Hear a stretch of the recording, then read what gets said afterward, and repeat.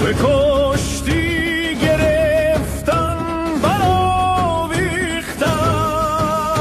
ز تن خون و خوی را فرو ریختند.